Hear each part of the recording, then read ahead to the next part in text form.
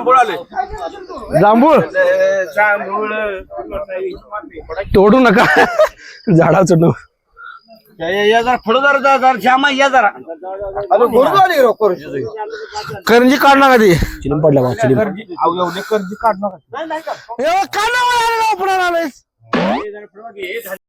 या ठिकाणी माझ्या हातात मित्रांनो तुम्हाला काय दिसत असेल तर ती एक तुटलेली चिलीम मला सापडली आहे. हो काय तोफ आहे काय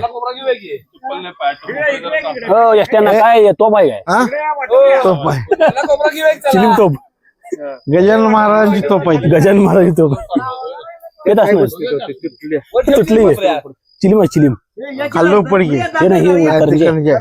मधलं उपड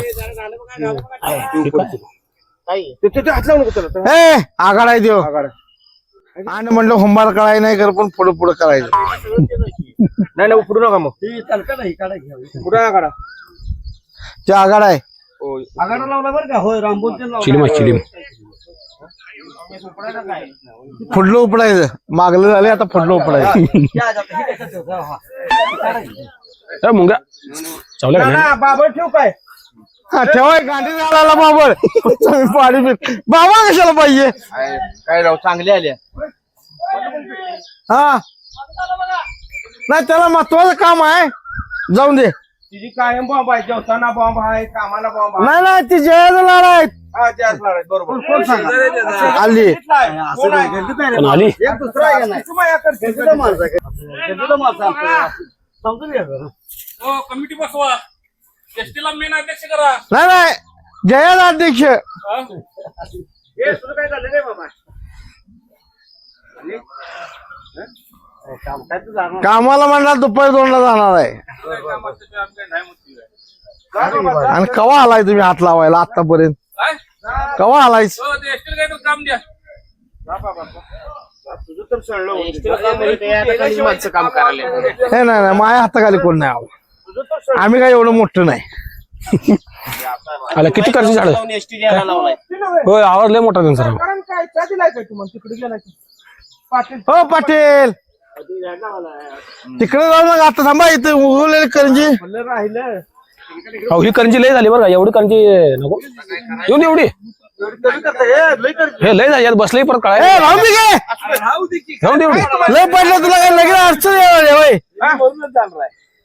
करंजी लय झाली लय झाली काय इथं काय तुम्हाला लोक आहे इथं लावायला आम्ही मस्त आहे खेळात जाऊन खरी कोण बसलं लावतो कळाय सगळी नाही. करंजी खेळात जाऊन कोण बसलं परत काय नाही वाढू दे मुक्ती तर होती की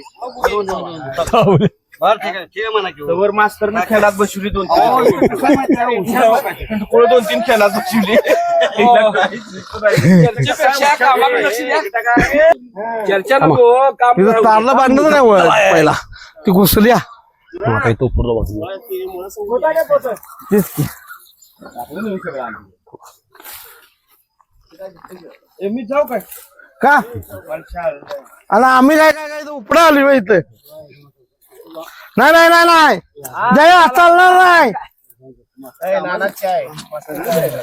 कुणाच्या आज आज एसटी तुम्ही म्हणलाय ना त्याचं नाही नाही माझ झाले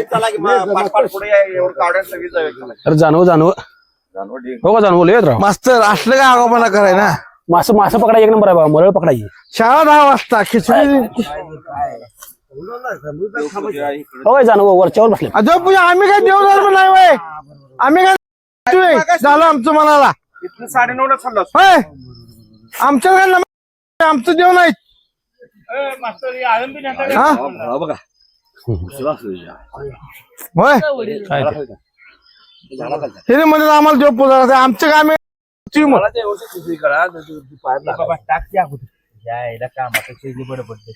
तसं नाही हो, इकडं कोण?